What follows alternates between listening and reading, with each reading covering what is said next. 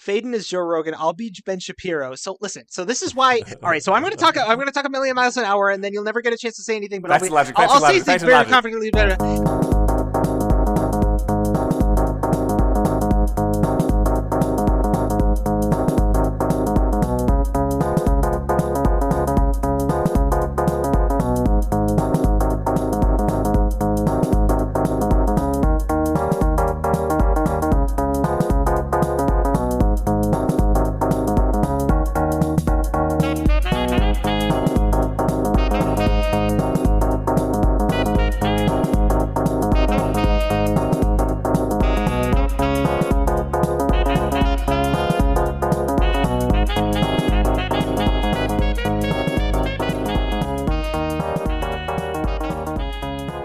Oh, hello!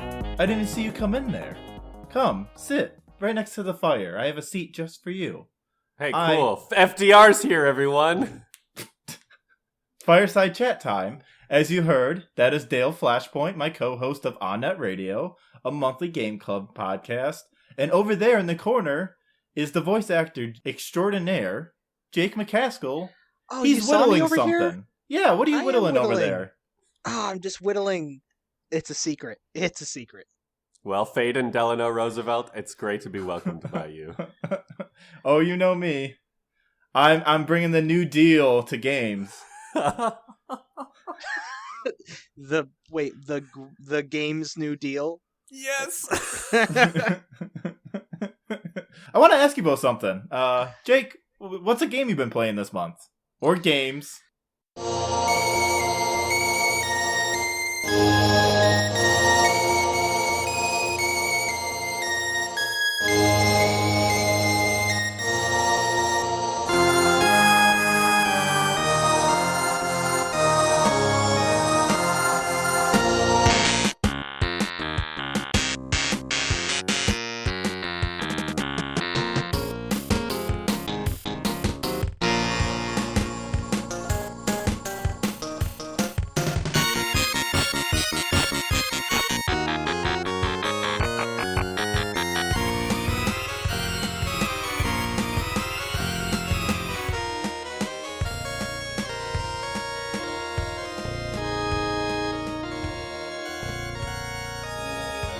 I have been playing Zombies Ate My Neighbors. I've also been playing a little bit of Magic the Gathering Arena. And I've been playing another game called Immortality. Jake, Nice. What inspired the classic Zombies Ate My Neighbors? I think it's just because the spooky season is upon us. Dale. What is your name again? It's just like the spooky season is upon us, and we, zombies. Jack-o'-lanterns, fall happened like 3 days ago, and, here we are. That's an impressive throwback. Wow, who are you playing with? Myself. Oh. And I told Faden to download it, so Faden, they may or may not be getting it, but... Okay. It was looking interesting. It's like an arcadey kind of 16-bit classic, I used to get up early mornings on Saturday and, well, I guess any weekend day, and have a bowl of Fruity Pebbles, and I'd just go to town on those zombies and try to save the survivors, and I couldn't get very far because there's a huge difficulty spike. It's one of the all-time twin-stick greats.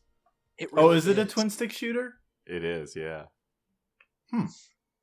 Remember when we had this big debate over what a twin-stick shooter is? Yes, I do remember. Turns out almost everything is a twin-stick shooter. Yeah, that's definitely the takeaway. Anything is a twin-stick shooter if you twin-stick enough. Well, all controllers have two analog sticks, right? So it's like... Yeah. Horizon Zero Dawn is a twin-stick. It is, actually. Yep, it has two sticks, and they're twins. And there's shooting. Twins. Most Nintendo games are not twin-stick shooters, since Nintendo famously did not have two sticks until the GameCube. Well, yeah, Nintendo is famous for... Wait a second. Zombie Ate My Neighbor can't be a twin-stick shooter. But it is. It is. But it can't be. What did it come out on originally? Oh, actually, Robotron can't be a twin-stick Genesis shooter either, and because Super it came Nintendo. out on the arcade cabinet. Yeah, Genesis and Super Nintendo. That's not twin sticks. All right, Twin Stick fans, light Faden up in the comments. Oh yeah, our massive Twin Stick Hashtag audience. cancel Faden. Hashtag cancel Dale. Oh, just what? cancel both of us. Cancel the thing. Can't shut the whole show down. All right, folks. See you next week. We're canceled. What about y'all? Yeah, Dale, what have you been playing?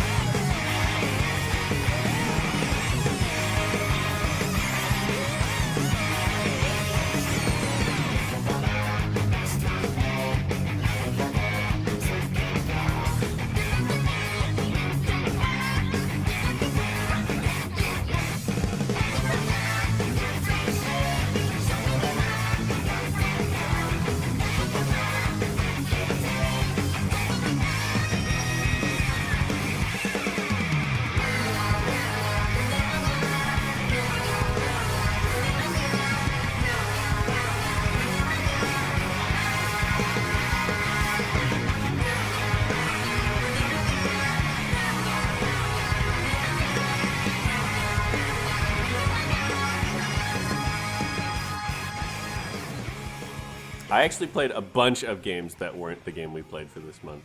I started out with a little bit of Tropico. Turns out that I can just play RimWorld and commit many funnier crimes against humanity that don't have a very thinly veiled racist coding to them. So I stopped playing Tropico. Then I picked up Medieval Dynasty, which is a game that takes place over the course of the lifetime of a peasant in the medieval era, and he basically creates a dynasty of his own. So that's a slow burner. I got started on that one, and I will continue to play that as time goes on. I also played a lot of Splatoon 3, which just came out. Faden and I have been going hard. Team Grub for the win. I'm sorry, but it's Team Gear for the win. And finally, I've been playing Journey to the Savage Planet, which is a co-op Metroidvania game with a pretty awful weird fucking title. Awful. Yeah. Just complete dog shit fucking of a title. Like they literally could have said Journey to the Alien Planet. They literally could have said 100 fucking different things. But yeah, it's one with a, as Faden says, milquetoast critique of capitalism, which we've seen now about half a dozen times in current game releases. Looking at you, Hard Space Shipbreaker. Looking at you, Outer Worlds. Oh fucking Christ, that game. So yeah, it's in that vein. It's fun to laugh at, but it really shines as a co-op experience. I've been playing with my buddy Joe. And I got it for Faden. I'm going to force them to play with me sometime soon, too. Whoop, whoop, whoop. I am mixedly excited. You say it's fun. It is fun to play. It damn well better be. What about you, Faden? Well, I've been playing a classic. Going back to the JRPG roots. I have been playing Sega Ages Phantasy Star.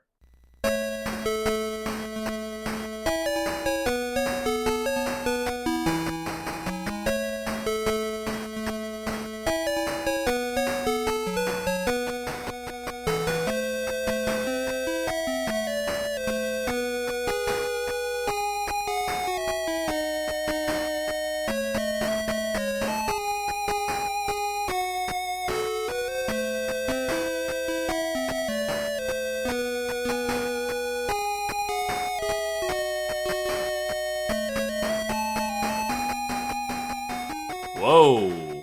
Yeah. Whoa. So for anyone unfamiliar with Phantasy Star, it is almost like a Final Fantasy where you have a party of heroes, adventurers, and the goal is to stop this evil space warlord who killed your brother. Basically, your brother dies, and he says, "Hey, Elise, please, avenge me."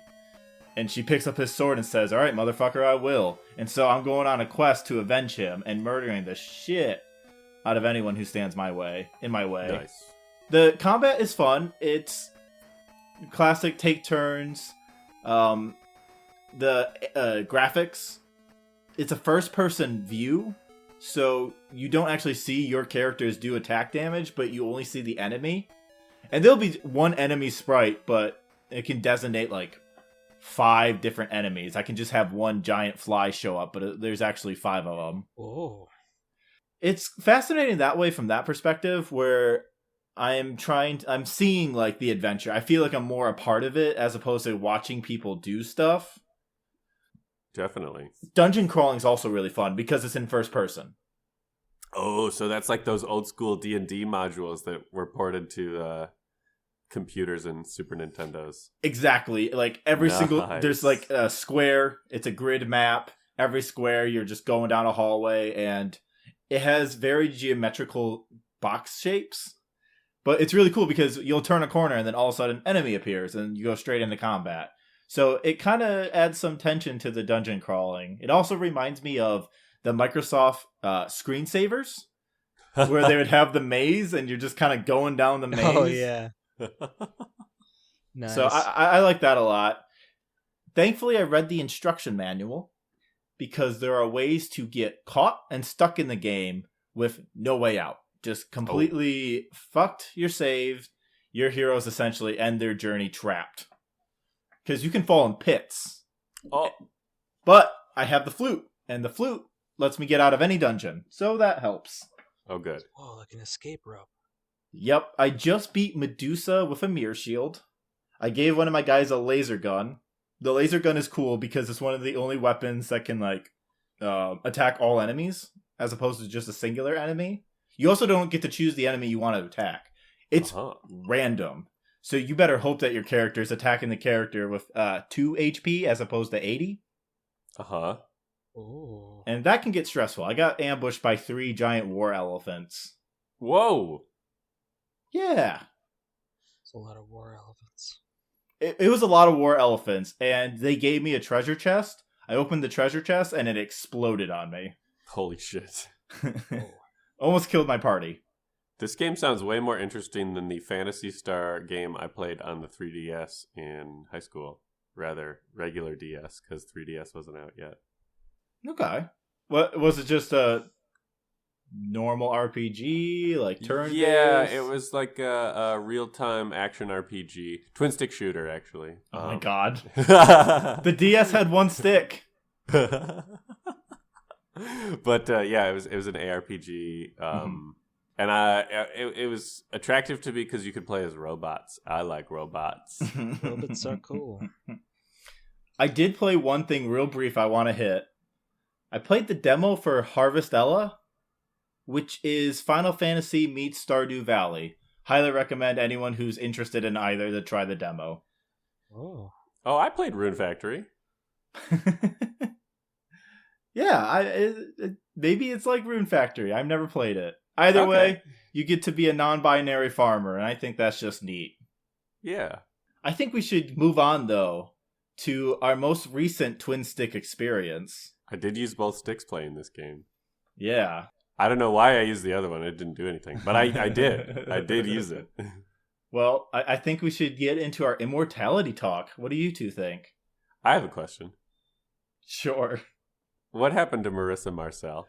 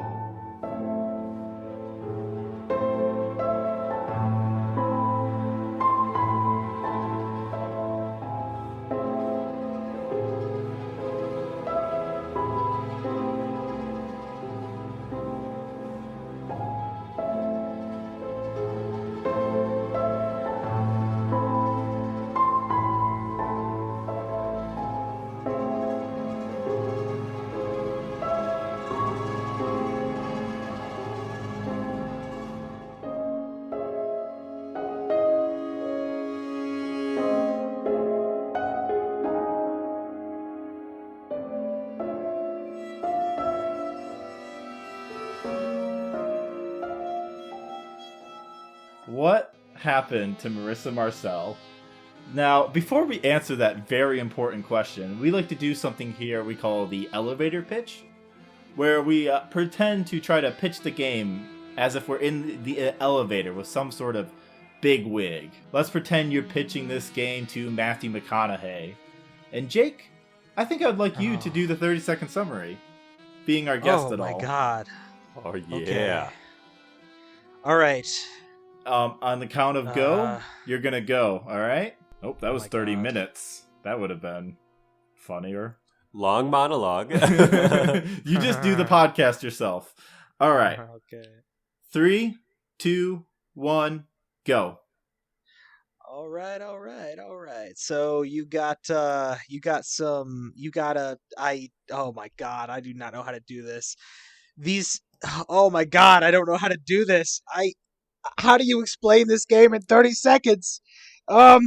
These people that are behind the face, these like spirits, these blonde people. Oh my god! I don't know how to explain this in 30 seconds. Time. You're done. That was beautiful.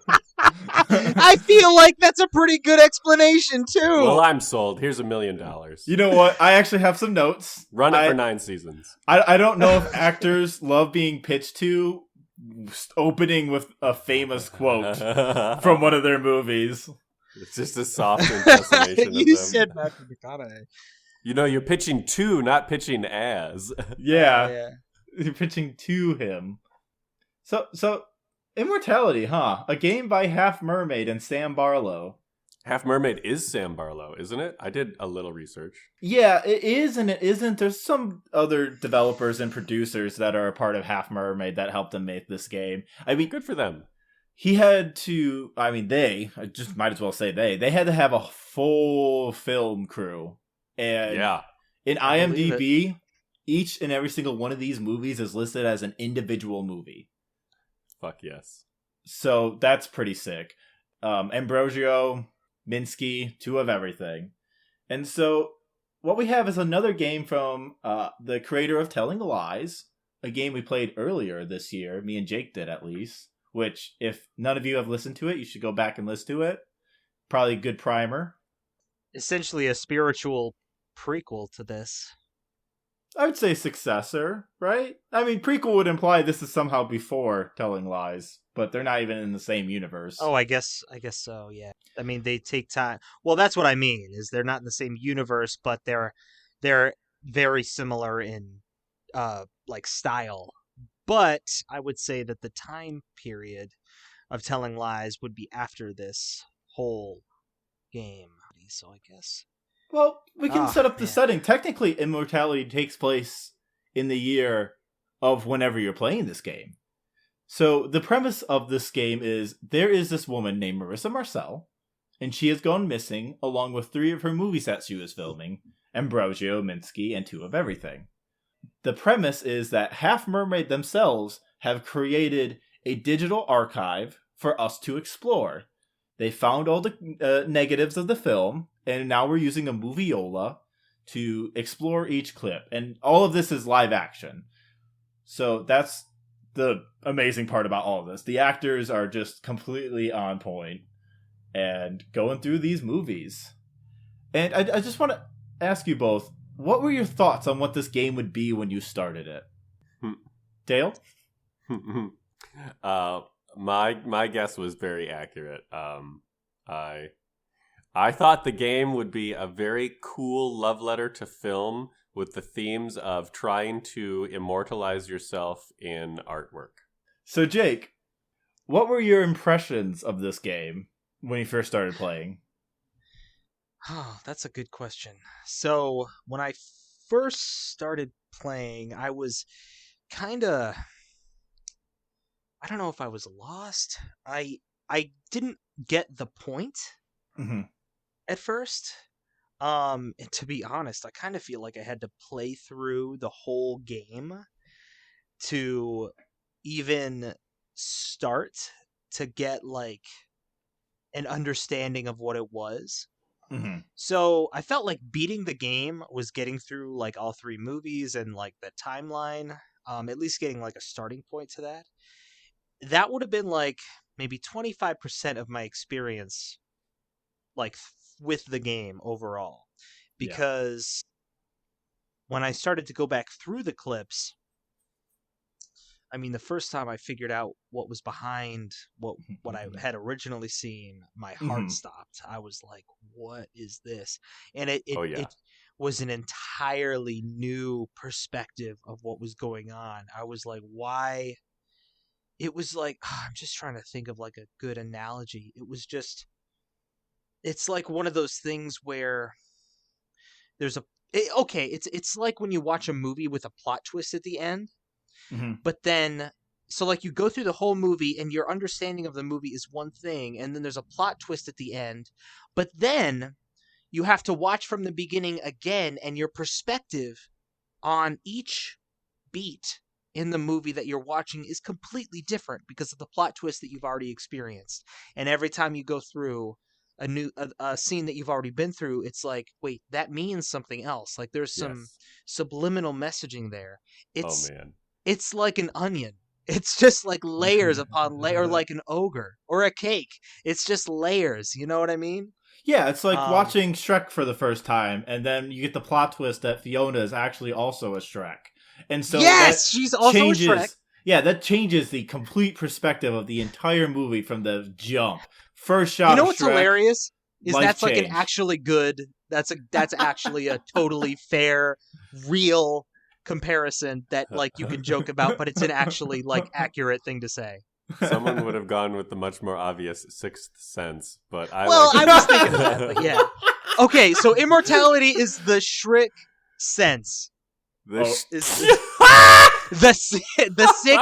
Shreks. The sixth Shreks. I quit. I'm leaving. Okay, so what was your first scene when you all discovered this subversive clip? Dale, what was the first one that you just realized this entire game is something else now?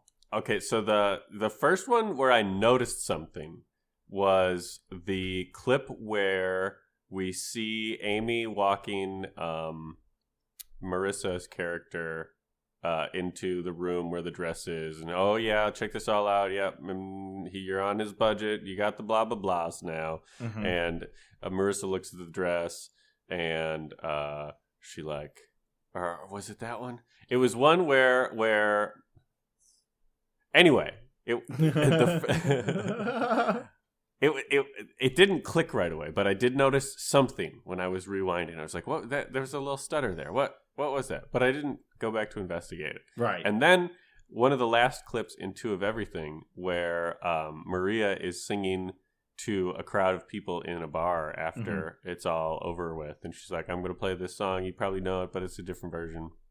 Yep.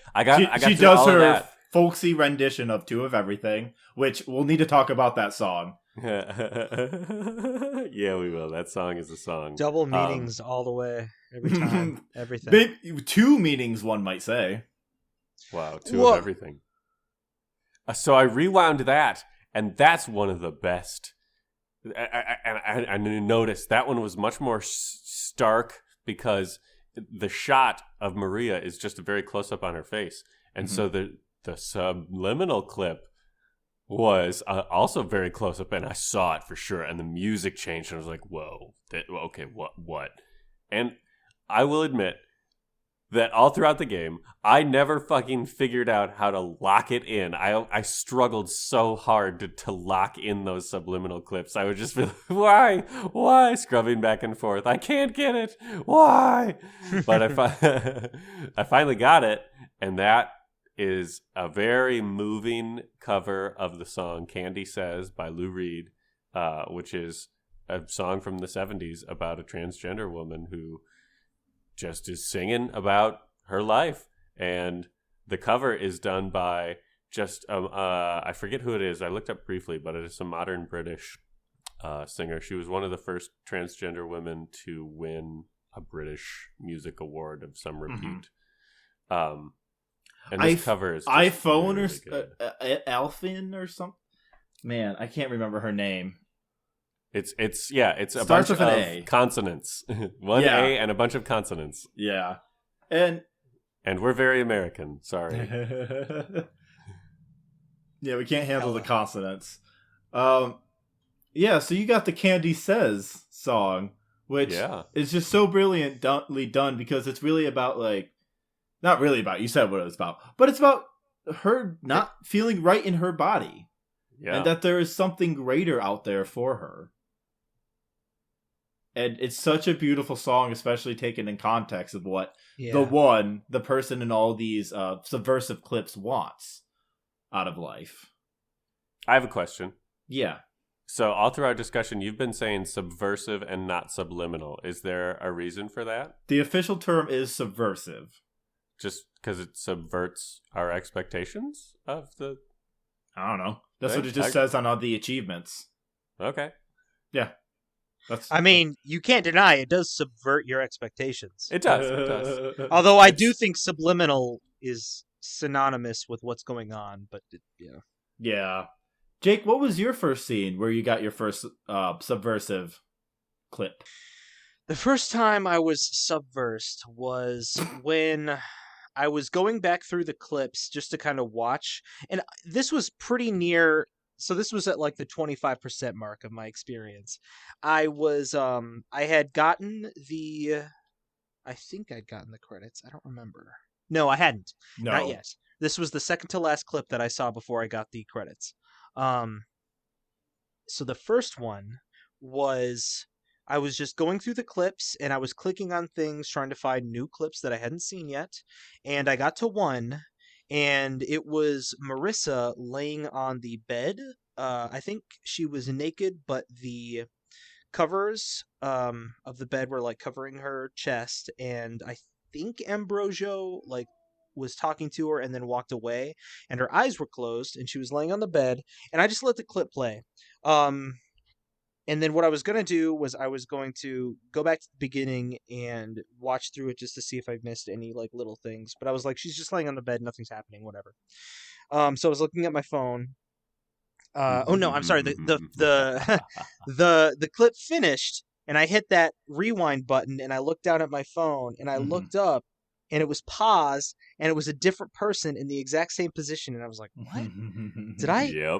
Did I go to a different clip or something when I wasn't looking? What the hell? So I just clicked on the screen and it started playing, and I was like, what? And then that's the prey conversation, correct? Where she talks about how some prey don't have eyelids so they can see predators, or that some predators don't have eyelids. Yeah, I think so. It creeped me out so much. I was you just can't like, tell when she's asleep. Yeah, and she's just talking, and I thought it was some sort of artistic analogy or something, or like metaphor, but I was like, what in the world? And then I left the clip and I went back to that clip, and it was Marissa again, and I was like, what the fuck? Excuse my language. But I went to the because somehow I had accidentally gotten to the one where Marissa was being burned. Yeah, the final I'm pretty clip. sure is the last clip. Yep. And I was like, and that was after I went to, that was after I saw that. So I saw the clip. That was my first experience seeing the other. And then I went back to the burning clip. And then I rewound. And then it went, it went to the other being burned alive. Or not burned alive, because she's being burned, but in the background, she's just there. Right, and then it zooms the up one is being burned, and the other one gives her a kiss. Yeah, so I was watching that part, and then it just zooms up on the other's, or the one's face, and then it zooms in again, and then all of the clips become her saying that she's part of me now, and I was like, did this game just curse me in real life? Like, what? Yes. Because that was my second experience, like, actually, like, seeing that and paying attention. Yeah. Oh, my God. I honestly thought it was a horror game. I was like, the one. Is it not a horror game? Is this not a horror game? Like, for those who haven't played, what happens is all these clips, not all these clips, but a majority of these clips are just... There's two types of them. Yeah, they're just hiding these horrifying sometimes, but also insightful and beautiful, haunted, subversive clips inside of them. And you're just discovering them. By rewinding. It's so freaky. The first time I saw it, it was during her dance for Two of Everything, where she does a T-pose. And I thought it'd be just funny to watch the dance go in reverse because I'm a child sometimes. And I then see her in the one in the dance gear doing some like angelic looking shit. Yeah. And it freaked me the fuck out. I didn't know what to do. And at this point, I had no clue I could click on my mouse and change the speed instead of using my arrow keys to have set speeds. So I couldn't figure out how to get those clips for the longest time. So my first actual subversive clip is the scene where Maria in Two of Everything is being shown the room by Amy Archer's character, who is, I don't know, I think Karen or something. Karen's showing the penthouse suite to Maria. And I hit reverse just to get the clip again because it ends with Maria having a giant fucking nosebleed. Or sorry, Marissa Marcel while she's playing Maria. The names are a lot to keep track of. Yes. Marissa Marcel is in Two of Everything playing the character Maria. She has a nosebleed. I reverse to Marissa Marcel holding an apple and she switches to the one. And the other one is holding a snake, comes up wearing Amy Archer's clothing, which should have been a dead giveaway for me, but it took me a long time to figure that out. Saying, oh no, Marissa says an apple a day will keep the doctor away. If you throw it hard enough. And then the other one says, if you throw it hard enough. And that also, the apple and the snake was his idea. Mm-hmm. Which... fucking cryptic. I think there are a lot of biblical like references in this for sure. Well, they created the Christian religion. They created it. There are two types of these subversive clips. They're the ones will happen like as you're rewinding, they'll just switch full color. Yep. And be a whole different thing within the same setting. And then there's these other ones where you'll see the dissolve, where like it wants to dissolve into another scene in black and white, but you have to. Those are the ones I struggled so hard with to lock in place. You have to scrub those at the right speed. Yeah, and maybe we should go over just how you find new clips because I think that's pretty brilliant in this game. The match cut. The match cut. Which is not what a match cut is. Well, that's a different conversation, but yes. Some of these are film match cuts, but the game mechanic match cut is a great term that makes sense in the context of the game. And what you do is you click the match cut button, and then you click on practically any image of a scene, and it will take you to another scene. Yep, anywhere you pause, it'll take you to another scene that has that same image. So if you click Marissa Marcel, click on her face, you might get her doing a similar face or a slightly different face in a different clip. Sometimes it'll take you across movies, sometimes it'll be in the same movies. Sometimes you're just dense and you like, I'm clicking the other one, why is it taking me to this woman's face? Why is the other one taking me to this lady in Two of Everything? Why is the one taking me back to Marissa Marcel every time? Why is it taking me to John Durek sometimes? Only sometimes. Right?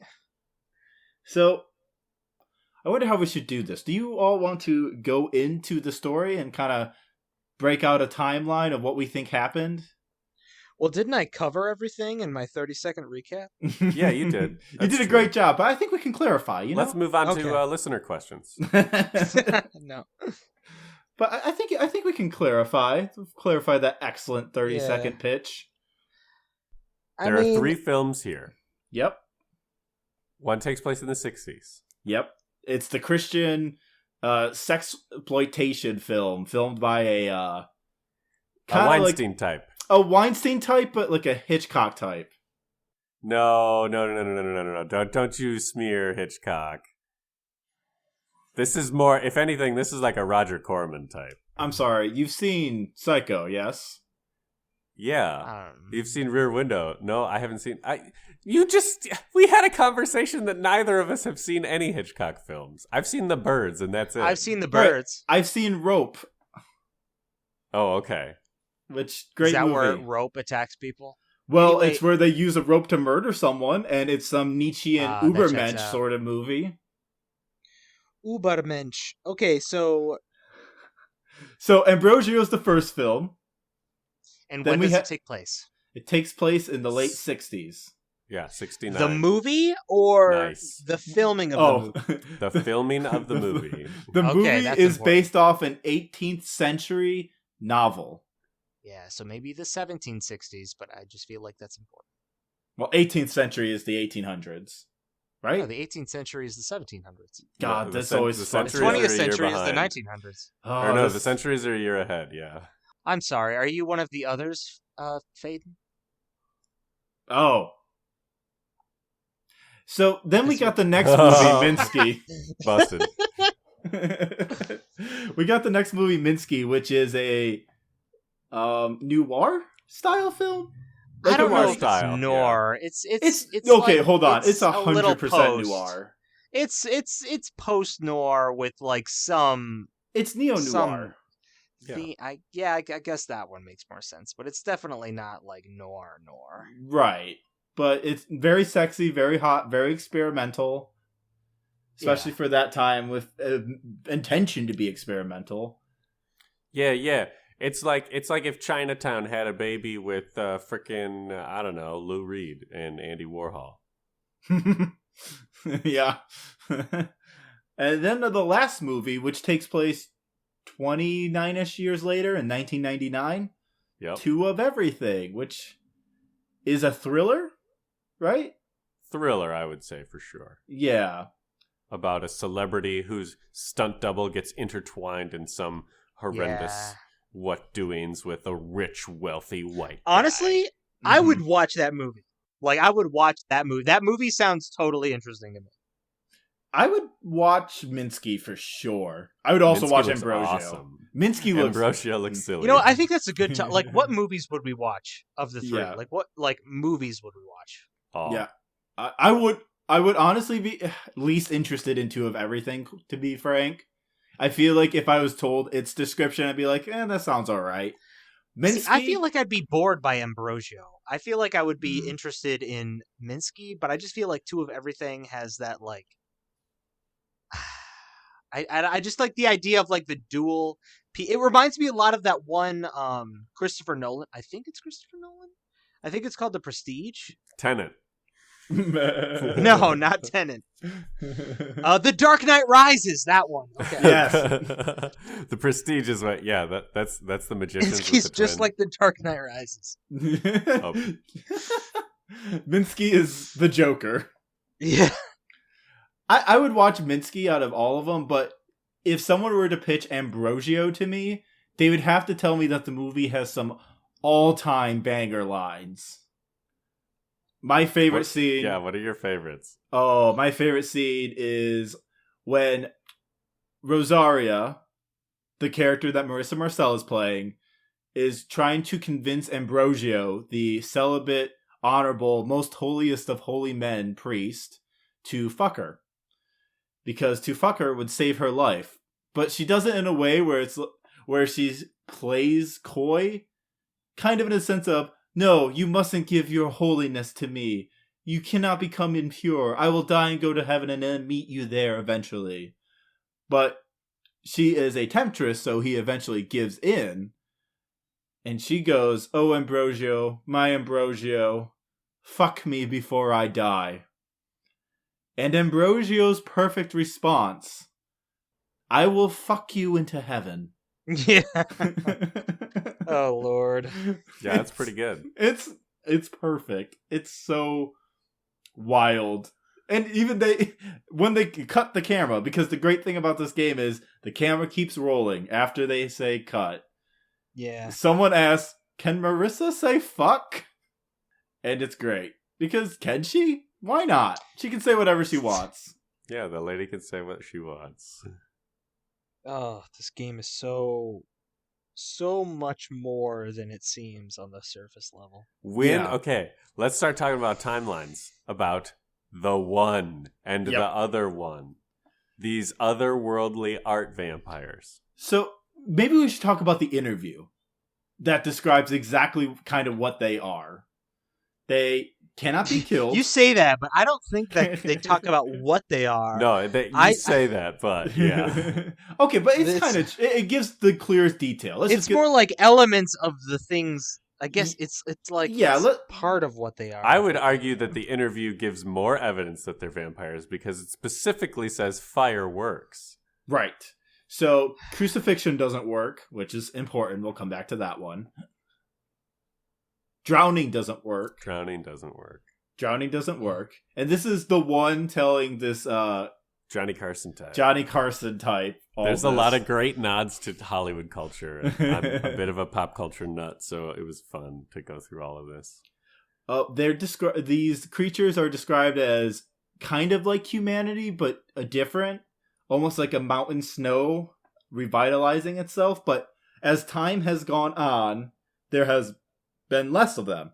And to our purposes, it seems like the one and the other one are the only ones left in the world. I mean, that are willing to do anything, involving stuff that we can witness, for sure. Exactly. To our knowledge. And so, timeline-wise, what would you want to bring up, Dale? I don't remember anymore. When did Marissa Marcel get turned? Yeah, that's I guess what I was going to start with. Timeline of Ambrosio. Like, how do the others take, like, is the Marissa that we see, was that person ever just Marissa, or was that person always the other? Like, and I think I know the answer, but just for the purposes of the podcast, what do you think? Like, how does it work when the other takes control of a shell or a human, so to speak? I mean, it is a human. I feel like, so there's a scene, there's a subversive where the one and John are speaking directly. We learned that they have also somehow been involved, and they speak to each other, and John says, "You're not what I expected you to be." So this leads me to believe that there has to be some kind of agreement before anything happens. Like, the one says, "Hey, I'm here. Here's what I can do. Wanna tango? Little, I show you mine if you show me yours," kind of thing. And that's so. I'm wondering if all of this, we'll say, sacrilegious and blasphemous content in Ambrosio attracted the people that created that, so to say. And the one was like, "Hey, whoa, here's something I haven't seen in a while. I like this. I want something to do with this."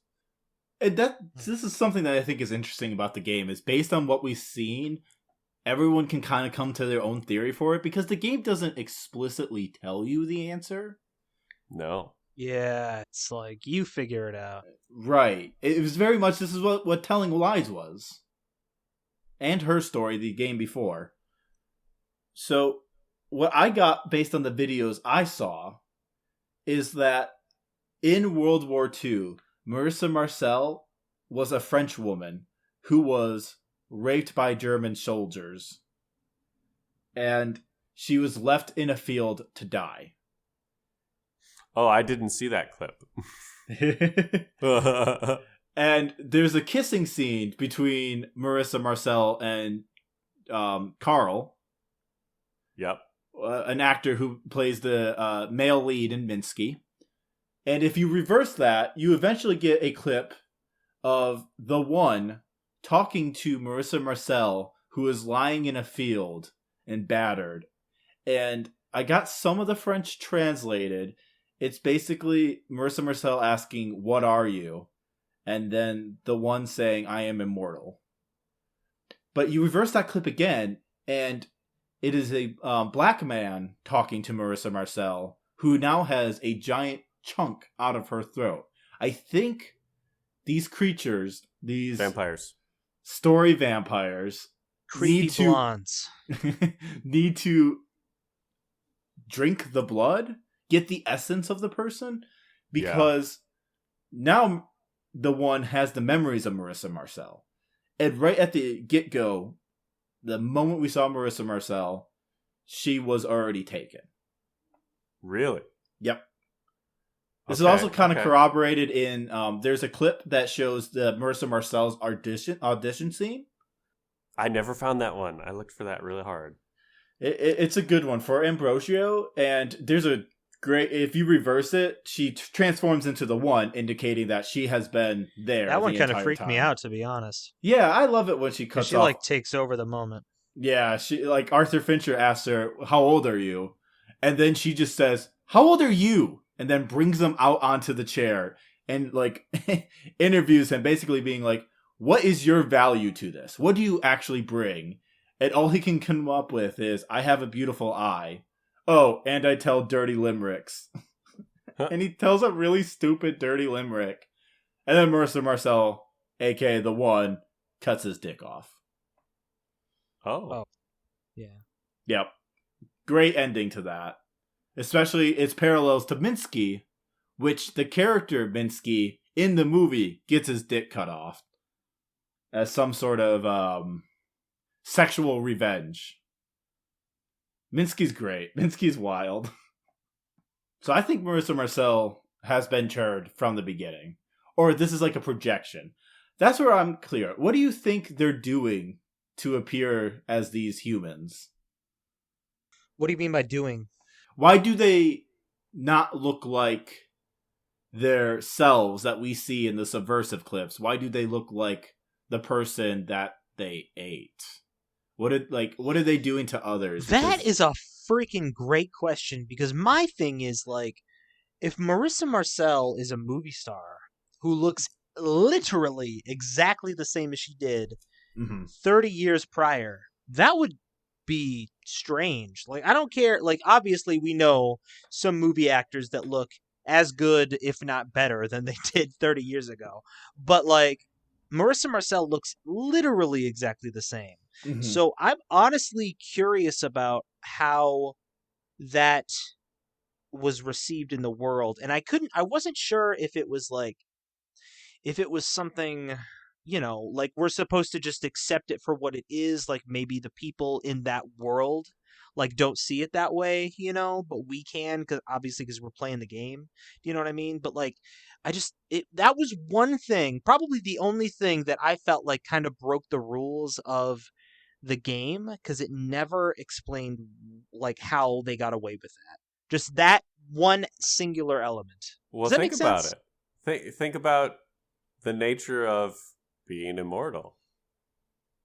No, I totally get that. I understand, like, she looks the same because she's not going to age. Because she's made a pact with the one. But how do they get away with that? She doesn't. Like, the movies were never released. Yep. Everyone has so many questions about her. What happened to her? Where'd she go? Yep. That's the thing. The world never saw two of everything. And according to that John Derek interview, that Marissa Marcel went into hiding, which we know is Marissa Marcel cannot be here because currently the one is impersonating John Derek, the director of Minsky, and then soon to be the director of Two of Everything. There is another subversive clip where the one explains that while she was John Derek, Arthur Fisher stole the negatives of Ambrosio and gave them to John as a way to make up and say sorry. And the one felt such an emotional response to seeing the negatives that she manifested Marissa Marcel again because she just wanted to be Marissa one more time. Yeah. And like, oh man, that was also a thing. So she can be, or the one can be more than one person at a time. That also was interesting to me. Okay, I do have one question about the game, because famous Dale Flashpoint style, I did not get the end credits to this one. What happens after Marissa Marcel burns alive? Because Faden had to show me that one. And there's like the credits roll kind of thing? So what happens is you get back onto the clip scene where you see all your clips, and then they start to disappear, revealing the one's face, and she just looks at you and says, "You're a part of me now," and then she starts to weep. Whoa. What it implies, because what we've learned throughout this journey, is that she was burned onto the film when they burned her projection of Marissa Marcel. Okay. And the reason why we're seeing her in these subversive clips is because she exists in this film and can pass her consciousness onto anyone who views it. When Carl Goodman is shot, he is cremated. And the other one is controlling Carl Goodman's body. But Amy Archer, years later, watches the clips of Minsky, and the other one's consciousness transfers into Amy Archer. I did see that. So, okay, this is... Oh my God. So what is implying is us going through these clips, Marissa Marcel, aka the one, not aka, the one's consciousness transferred onto us. Now she is piggybacking off our psyche to continue to live on. And because we're talking about her right now, she is! Which is, metaphorically true, which I find amazing. This is game of the year. It's really good in that sense where I'm sorry, I lost my thought on that. It's really good in that sense. Is a great, just a great end cap for this.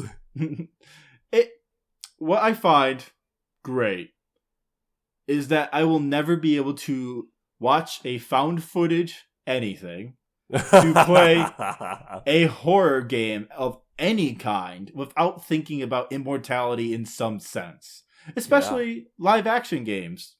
I'll always think about immortality, and therefore Marissa Marcel is affecting her will upon me. That's so cool. That is so cool. This is like, you don't get games like this ever. No, you really don't. Like, this is such an exclusive genre. It's unreal. Like, when we played Telling Lies, I was like, it took me a second, like, playing it to like, get into the groove of it, but, like, there's just nothing else like it. It's so cool. It's so interesting. I feel like a detective, you know? Oh, yeah. I felt like a film editor this time around, but I know. That's fair, yeah. Yeah, the vibes of cinematography are on point. This is a cinephile's game. Yes. Oh, 1,000%. Seeing the boom mics in the shot, great moment. I like how that was on purpose, too. Right, it has to be on purpose. That's the thing that blows my mind with this game. Everything has to be intentional. So specifically that... God, I hope they made their money back. God, yeah. I can't even imagine how much, like, time and... Well, imagine 3 movies worth of budget. And then stuff in between those movies. And you have the actors act the scene in the movie, in the style that they would be done in that time. Mm-hmm, and then when the camera cuts, they have to go into a different acting mode where they act as full, complete people. Yep. That have lives and interiority, and so cool. There's a great scene where Arthur Fisher is giving direction to Marissa Marcel in Ambrosio, where I want to serve you, and more passionately, more passionately, like this. I live to serve so you, much. And then Marissa Marcel just does it in a mocking tone to her companion. I wish to serve you. It's just these tiny moments where the characters pop and you realize that they are real actors who have desires. It's also about the collaborative process of making things. In a very pure way. Mm-hmm. Yeah, because all of it comes to a front in Two of Everything, where the one just straight up says, "This is my movie. This is what I wanted to do from the very beginning, ever since meeting Marissa and the creation of film." And also, the other one is co-writing the film with her. He has finally come around to her side of thinking. Because the other one hated the one from even trying to interact with humans. He believed that them. Yeah, he believed that they should be separate from each other. Which, that actor's great. They're all great, but the other one has such venom to him at all times. Oh, in every scene he is in, that there's just the very narrow eyes, and just, I think, the head tilted slightly forward, so it just looks angry. Do you know any artists that aren't disgusting? Nope. Adam Levine. Oh my god. Oh my fucking god. Your body is absurd, or whatever he said. Looking at Marissa Marcel. The other one. The other one or the one? The other one. Dude, he is chiseled. He is chiseled. That's true. He is a chiseled old man. Older man? It's really hard to tell their age. Hard to say, yeah. They perfectly ambiguously cast. Yeah, the one and the other one could be 30 to 70 in a weird way. Mm-hmm. Do you two have any dislikes of the game? Faden encountered this. I didn't finish the game because I did kind of hit a wall where I ran out of things to click on, seemingly. I just kept, okay, well, what if I try this cup? Okay, this cup took me to another cup in another scene that I've already seen. Okay, well, what if I click on this slate? Oh, it's a new... No, I actually have seen this one already. And that's... I'm mixed on that, because I got over 80% of all of the movies. Like, I played the shit out of this game, but I didn't get the end credits scene. And by the time it came time to record, I was a little frustrated with the game and didn't feel compelled to get the end credits scene. So Faden helped me out there, and I feel like we still had a really good... Yeah, you have to get the clip of Marissa on fire. Otherwise, I never saw the one go, "You're a part of me," and all of my clips dissolved. Oh, okay. Gotcha. And a couple of, I think I missed out on a couple of other subversive, because it was talked about, but I don't think we ever directly said it. You can rewind these subversive clips multiple times. There are multiple layers. When I discovered the first layer, I jokingly said, "We have to go deeper." Little did I know. You actually have to go deeper. Gotta love the drone noise. The drone noise that plays when there's a subversive clip. Jake, did you have any dislikes? Yes. And they were in the same vein as Dale, in that there were some clips that I felt like I didn't really learn anything. Whether or not I was rewinding or not, it felt like there was... And the thing is, like, I get it, because, like, they are trying to show a whole movie, and by having all of the clips to a movie, you enhance the experience of having a full movie. But it just felt like there was some bloat to the actual, like, underlying plot that just felt like a little tedious. I was kind of like, man, I don't even know which clips to go through to, like, dare we find say padding? New stuff. No, but it's not padding though, because it's a movie. I understand why everything is meaningful, but every single clip is meaningful in its own way. Yes. It just to get, because when I realized that the rewind was what the game was really about, I was like, that's all I want to see. I just want to get more information on them. And then that became more of like a retread through all of the clips I'd already seen, and going through clips that I wasn't learning anything new from, and like trying in different ways and clicking on, like you said, Dale, the like a cup that took you to a clip you already seen. I just wish that somehow it had been more streamlined, but at the same time, I don't think it could have been any other way. So I think I got the full experience that I was going to get out of it. And I got everything that, like I need. Like, I felt like I got the experience. I don't think there was anything I missed that would have, like, revolutionized my experience with the game. It's just, there were points when I was like, this is a little tedious, but, like, I don't know how else they could have done it. You know what I mean? See, here's personally, the 3 different experiences I think has enriched our discussion. Yeah, my feeling as someone who has seen every single clip and every single subversive clip, I wouldn't cut a single one at all. I think it is brilliant. I wish we had more, because I wish we could just watch an entire movie instead of having some of the scenes be rehearsals, some of the scenes being table reads. I mean, yeah. That's the one thing I wish, but also that's a ridiculous wish. Yeah, that's a different wish. Is it though? Like, they filmed the whole movie three different, like, we saw them do it. Like, we literally watched their whole filming process. I think, Right, but there's reasons why some of the scenes were rehearsal scenes, or some of them were table reads. They were serving a different sort of narrative purpose for the overall story. A lot of naked people. Oh my god, so much nudity. That's a plus, not a dislike. This game was basically softcore. I don't think it was pornographic at all. I do, at least some parts. Maybe because I'm not a Puritan, I don't think this.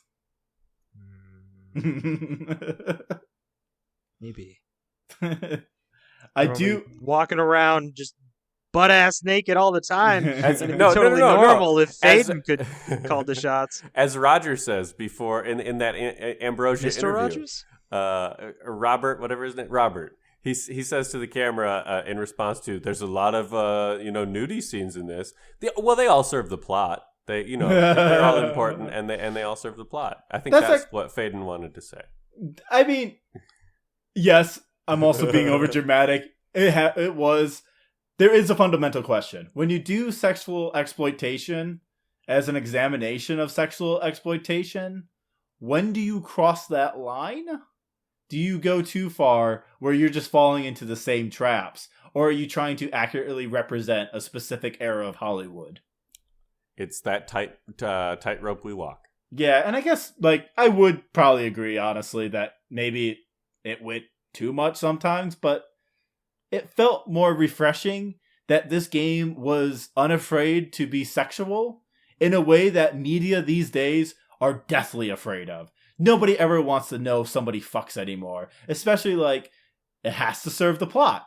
That's always the thing. Everyone has to say it serves the plot. It serves the plot. It must be important. If a character has sex for no reason, that is meaningless, even though that is a bunch of crap, because people just have sex that are meaningless all the time. That's just life. So they tell me. So I've heard, yeah. I guess. I have one complaint. Movies, apparently. I do have one big complaint. Can we talk about that fucking Jane Fonda wig in Minsky? Marissa Marcel's giant Jane Fonda wig that looked atrocious. To be honest, I thought that looked way more realistic than her wig in Two of Everything. Sure. The Two of Everything wig was really bad, but I don't know. Something that just looked like horsehair. I'm not even gonna lie. I was like, that's obvious. That one is obviously a wig. The Jane Fonda one was way too much. I just could not stand that thing. They all look kind of silly. The red hair one in Ambrosio isn't bad. I don't think that was a wig. I think it is. I think that was her real hair. Really? Huh. That's kind of what I assumed too. It was giving wig vibes to me. Well, yeah. There was a lot of stuff that was put on for sure. Were you saying? You saying that the one / Marissa Marcel is a regular Moira Rose and has just a closet full of wigs she changes into all the time? I hope so. Probably. Catherine O'Hara, Schitt's Creek. No, I don't. I have no clue. Oh, okay. I'm not into Canadian programming. At least one person in our audience will be. Maybe. Do you have a favorite character you like to watch? That was. Yeah. Someone else go first. Jake, did you have a favorite character to watch? I thought Carl. I really liked watching Carl. To be honest, I wish. Yeah, I liked Carl a lot. I'm trying to think if there was conservative anyone that I slut. actually thought. Yeah, Carl the conservative slut. I'm trying to think if there was anyone. I loved watching Amy Archer. The actor was pulling in a ton of work playing her.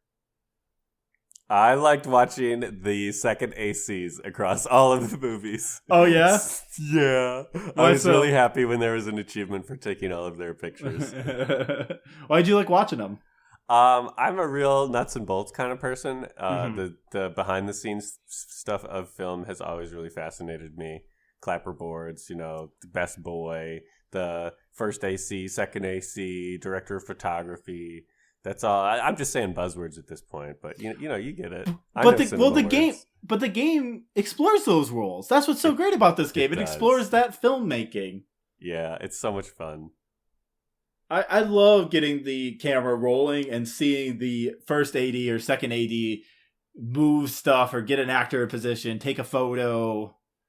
Or the hair and makeup comes in at the last second. Arthur it goes, "What? What are you doing?" Or the props master lighting the cigarettes. Yes. Oh, that stuff's good. I also like the Abbott just ripping into that orange. That man was he was struggling. He was really going for it. He was going for it, but having a hard time. You know who I did not like seeing? The two blonde aliens. Mm-hmm. Body snatchers. I did not like them at all. It just always freaked me the F out. They just really creeped you out? Yeah, like they look like aliens to me. Like I know it's makeup, but they just look so fucking creepy. Like they look otherworldly. Yeah, they do. They do, and that was very unsettling. I was unsettled, very unsettled every time. I do wish they were less vampire and more incomprehensible horror. They were pretty succinctly vampire there with fire and consuming blood, and the masculine one definitely was looked like a skeleton vampire or something like that one. I was like, bro, I don't even know. I just want to say one other thing I realized.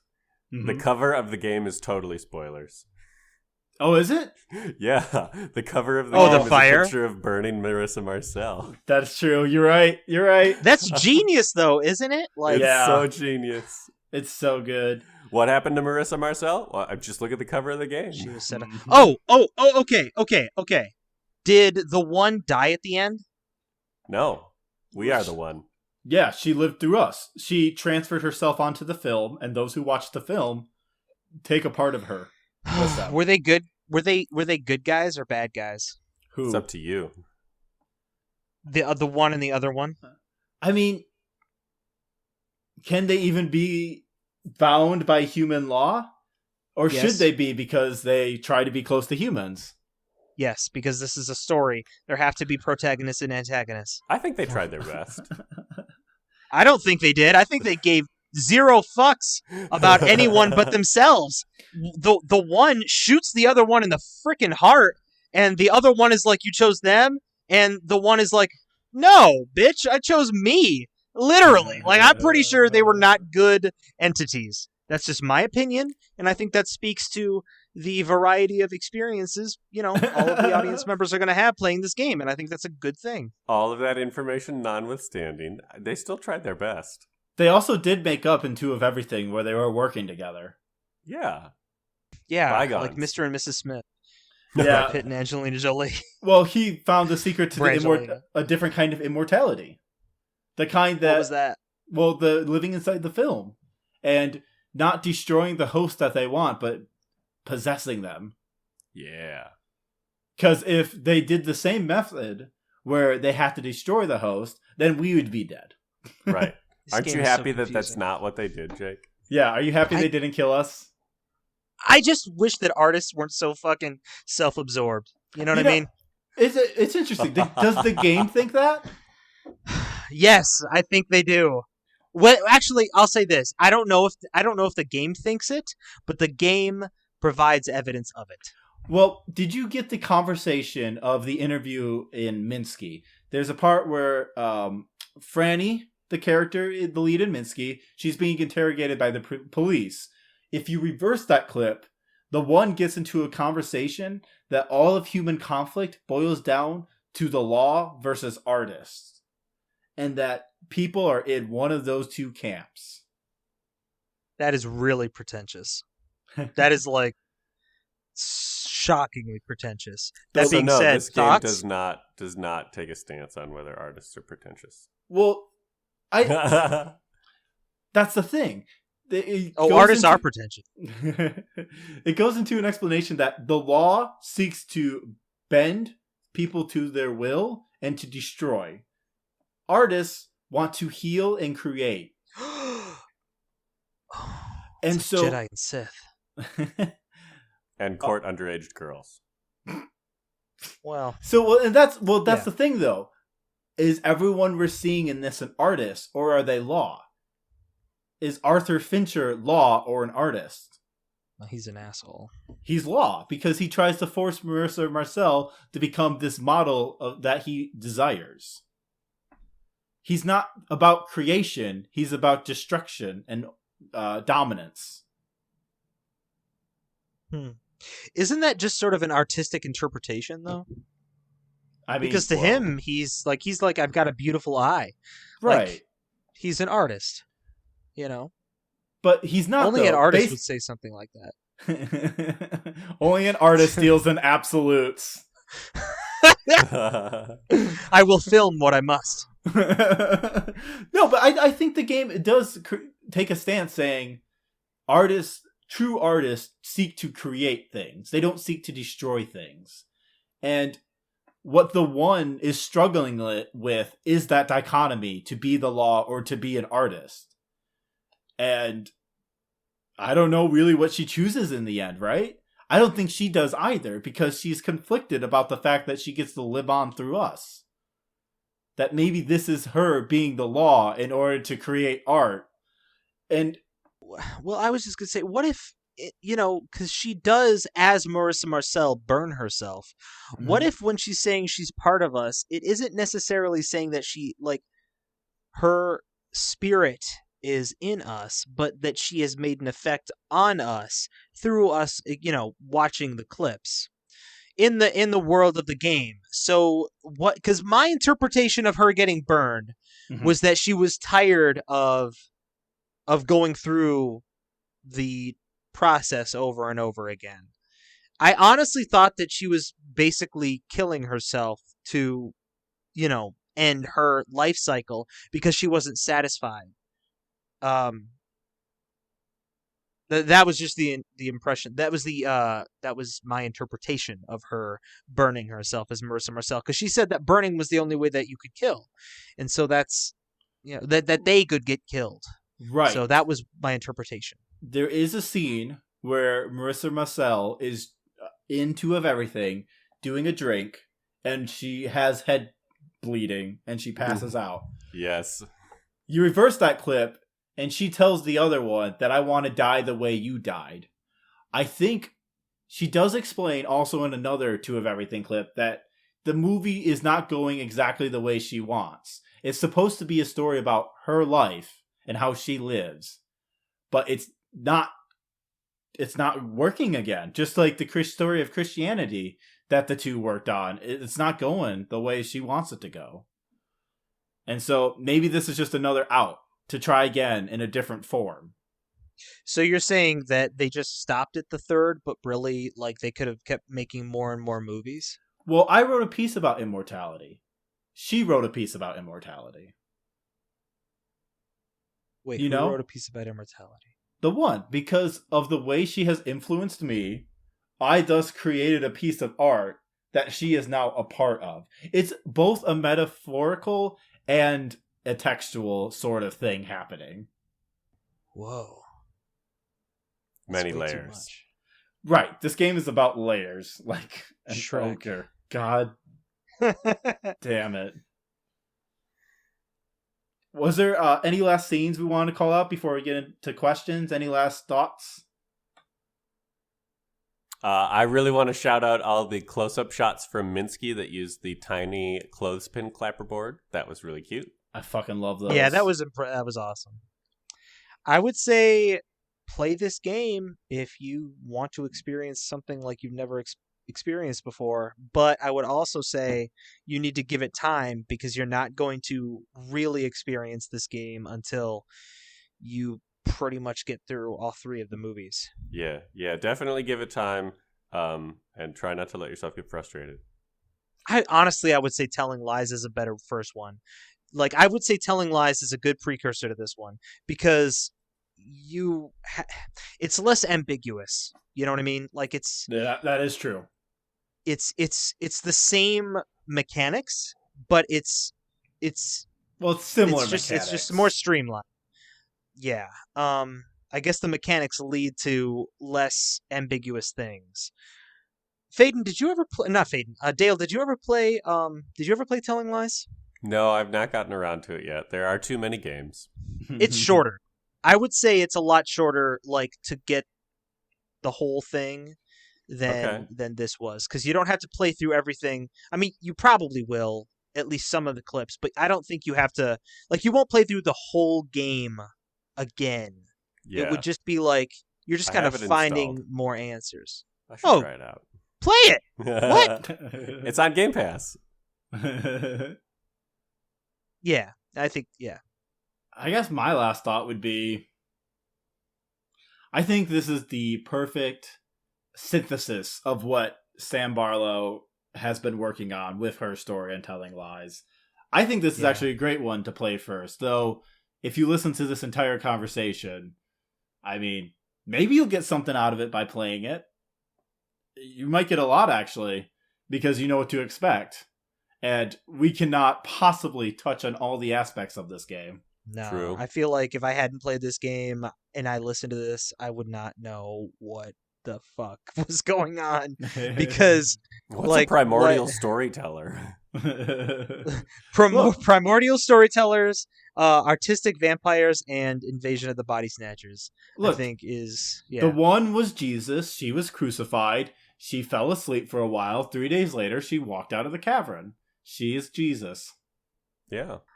And there's also the one with the twin, and a guy gets shot in the chest, but it's not him, but it is, you know? Yeah. So yeah. No, pretty good game. And we got some good questions this month. Oh, we did get some real good ones.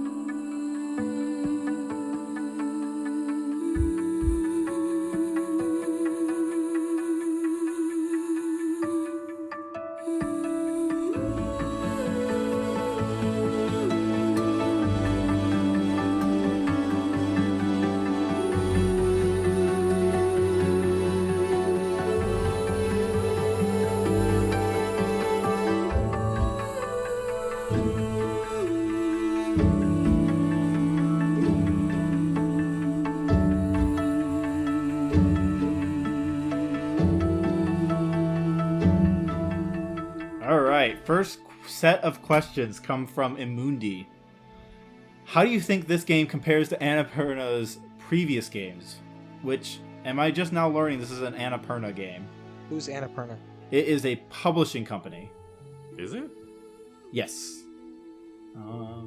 No, it's Netflix and Half Mermaid published. This is not... Is this really Netflix? Yeah. No, it's published by Half Mermaid. Why is Netflix listed on Google? Well, because...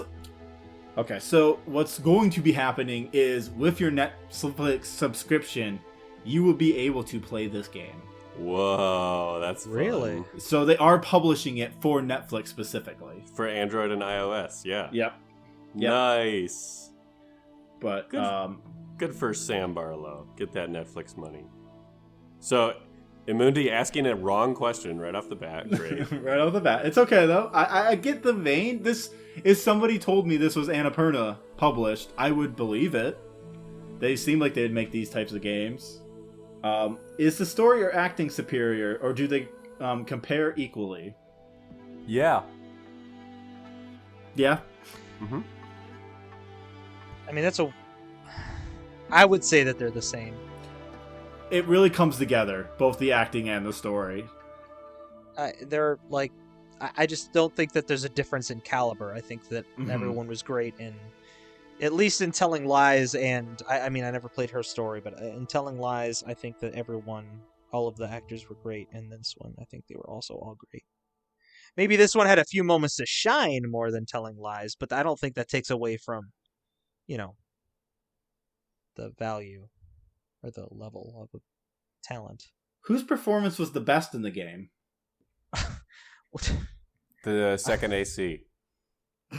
In what movie? Specifically second AC in Minsky. Oh, yeah? Any reason? I think she just handled the clapperboard the best. What about you, Faden? I mean, this is gonna sound cliche, but Man Engaged, the woman who played Marissa Marcel, just fucking kills it. Are you talking about the other one? No, not the one, but the woman who plays Marissa explicitly.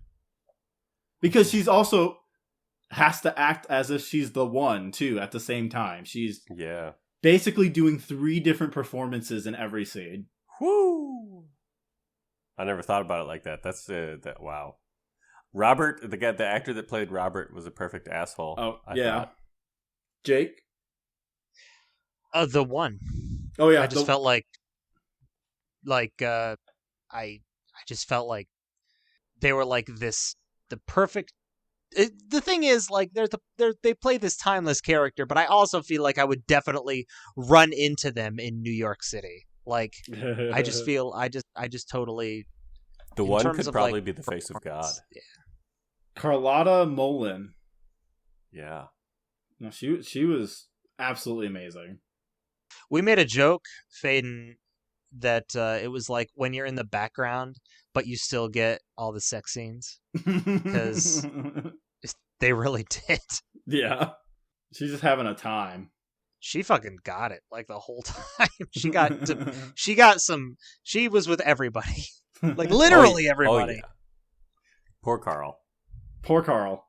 What theme do you take from this game? Exactly the theme that I predicted I would take away, which was achieving longevity / immortality through artwork, paralleled with like an examination of what it means to create things. Artists are insufferable. I take it that the creation of art is a healing human process that we should all value. Wow. Those are it's quite the variety of experience. Themes. So many themes. Yeah. So many themes. Is there anything you think everyone needs to find in the footage to get the clearest picture of the story? So I guess what's if you had to pick out a scene that would give you the clearest picture, which one would you pick? I mean, it's got to be the interview, right? Probably, the Johnny Carson interview. Yeah, I would go with that one too. Would you have been seduced by Marissa Marcel? Yes. Yep. Yeah. Yeah, I think 100%. so. I was watching it. I was like, all right, listen, I'm here. What do you want? Now we're going to get into some non-immortality questions. The first one from Dr. Beppis. Do you think video games distract us from the greatest game of all? The NFL? Yeah. That is true. The NFL is hurting for seats this season. Couldn't have anything to do with the global pandemic still rampaging through the country, but that's... Or the fact that football is expensive and, it's lost a bit of its luster. Yeah, they can't frickin' tackle guys right out of the air anymore and grab them by the face mask and give them concussive trauma like they used to. That I do also think it lost its flair because people woke up to the violence a bit. Probably. Now they just like violence in a more controlled environment, like a pro wrestling ring. Yeah. Yeah, more controlled. I guess technically it is, yes. Yeah, well, I have this suspicion that football is also totally scripted. That would be... football is a turn-based strategy game. And video games distract us from that. That's true. It's true. Okay, the next one is from Keychain Queen. How do y'all think gacha games / all video games work in a moneyless communist society? Well, they probably work pretty well, actually. Oh yeah, elaborate. I mean... I'm envisioning a moneyless communist utopia in which there's just free energy because everything is produced by fission, nuclear fission, which we have achieved, and thus no longer concerned about energy production. We can all turn to our neighbor and say, "I love you," and let's make food together, and also play AFK Arena, where now, since it's communism, gems, the premium currency, no longer exists. We just get 10 free character rolls a day. Everyone gets 10 free character... I don't know. Look, the ideal state of gacha games is 10 free character rolls a day. Honestly, I'd take it. I just want D-Luke in Genshin Impact. That's literally all I want. And you could potentially get D-Luke with 10 free character rolls a day. See, that's... I come from this as gacha games just wouldn't exist. Probably not. I mean, you're right. That's the actual answer, but... Under communism, gambling is gone. Would football exist under communism? I guess is our main question now. I hope not. Probably. Just better football, yeah? Yeah. Hopefully? I think they call that soccer. But all right. Coming after the NFL. The rest of the world likes that football.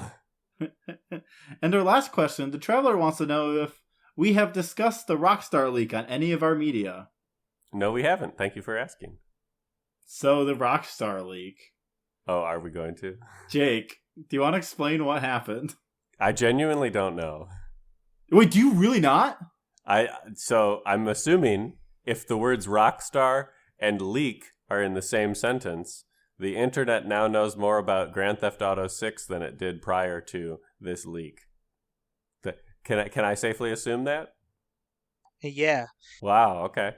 So GTA 6, a whole bunch of builds leaked online. Actual playable builds. Just videos of the builds. But that ignited a shitstorm where some people thought that GTA would just look like this now because graphics are the first things that are made in the game. Oh, is that why Sam Barlow posted the thing? Yep. Oh. Yeah, so we found out just, I think, yesterday or the day before, a 17-year-old in London was arrested for hacking into Rockstar servers and stealing all this build information and posting videos online. So that's gonna be a thing. Cool. 17-year-olds are the worst. I was one once. I can say that. I mean, Yeah, I don't know. Hopefully, we can reform this hardened criminal. What was just the most interesting thing about the leak to me was that it just looks like GTA. I mean, I didn't need anyone to hack to show me that GTA looks like GTA. Yeah, like what is anyone expecting differently? You think you're going to be able to fly a helicopter, you can flip off people on the street, and you can kill any innocent stranger you so happen upon. It's like there's nothing's going to change. Right. Oh, it's in Vice City. Okay. Ooh. Cool. Wow, we've never been there before, except wait. Thankfully, though, it had an unintended consequence with a whole bunch of game developers posting unfinished images, videos, and builds of their games. So I've seen a lot of people say that this won't actually give transparency in video games and that actually people will be more secretive now. But so far, it seems like the opposite has happened, so I don't know about that. Yeah. Why not be transparent? I mean, capital interest. Oh, true. I guess, apparently. Oh, of course. And also, I can see why not, because a lot of people are really shitty about GTA looking bad. Everyone knows graphics are the first thing designed. They're the first thing designed. They're already set and baked in. The next thing is just missions. People are stupid. Well, yeah, you build a game off of the graphics, right? Right, obviously. That's the best way to go about it. I mean, I don't know much about video games, but if I sat there and thought about it for more than 30 seconds, I could probably put together that a system that runs on numbers and algorithms is not a visually forward system. Strange that, right? Weird. It's just, you gotta take 5 seconds out of your day to realize that you don't know everything. That's the hard part. That is the hard part. That's something I struggle with daily. For about 5 seconds, actually, I struggle with it. And then I move on. Now, we're getting to the end, and Jake, do you have anything you would like to plug or promote? Just Royal Duality, free on Steam. It's a visual novel video game that I can be heard in if you get far enough. So, yeah, I would say play Royal Duality on Steam for free. Now, can I input the Konami code to unlock you right away? No, Damn. I don't think it works like that. Damn. That would be a nice little secret. That you should put that in your voice acting riders. That you have to be a Konami code unlock. So if anyone can put the Konami code in, they just get your voice lines. True. Good call. Yeah, do that for your next contract. Yeah. I will. I'll tell them that that's a deal breaker. Dale, do you have anything? Just shout out to all you lovely audience members. Thanks for listening. Nice. Nice. I wrote a piece on Immortality. I will include it in the show notes. Everyone should read it. It's nice. Yeah. And you can ask a question of us any week, any month, any time if you go into our Discord, which is also in the show notes. Woo! You should join. We're posting gaming screenshots now. That seems to be the thing we're doing, which has been fun. Yeah, lots of fun gaming screenshots. And fuck. Oh, did you two get the scene where Carl says fuck? Yes. Just like a bunch. Fuck. They just like bullied him. Fuckity fuck. Yeah. Because he doesn't know how to say it, and so Marissa Marcel's like, "You never said fuck before, have you?" Nope. On screen. It's like, nope. All right, I need you to say it now, repeatedly. Also, great scene to reverse. Fuck. Do you have a way to end this one, Dale? No. I don't know how to end this. I don't know how to get out of here. I don't know how to escape this vortex of a meandering ending. I'll just burn our film.